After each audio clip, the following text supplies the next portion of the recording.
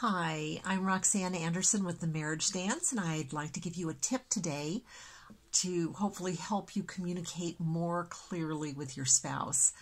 Bob and I went to a marriage retreat last weekend. They use the Prepare Enrich curriculum, which shows you how you and your spouse differ in various areas. And they also gave us some communication tools, and I want to tell you about one of them. With this tool, one spouse says something to the other, they express something to them, and then the second spouse repeats it back. And the purpose is to make sure that the first spouse is being clearly understood in what they're saying. And once they're clearly understood, then you can switch.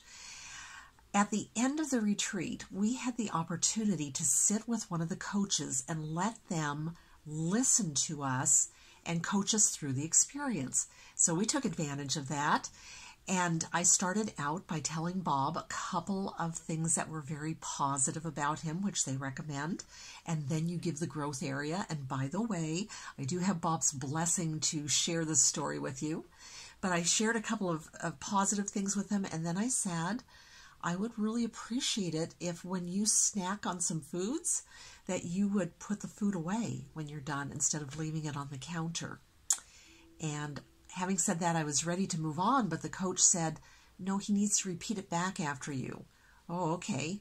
And so Bob repeated back after me, you would appreciate it if after I'm done snacking on some food that I would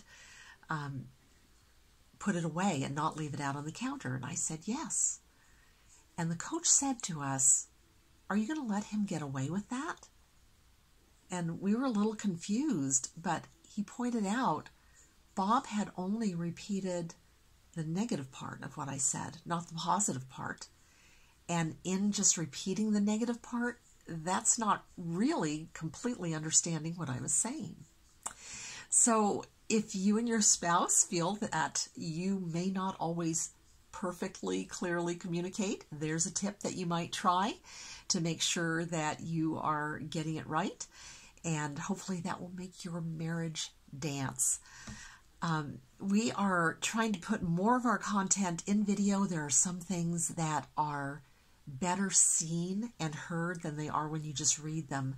So if you wouldn't mind clicking on the link below and then subscribing to our YouTube channel, it will help us get a name for the channel that is more memorable and helps people to find us.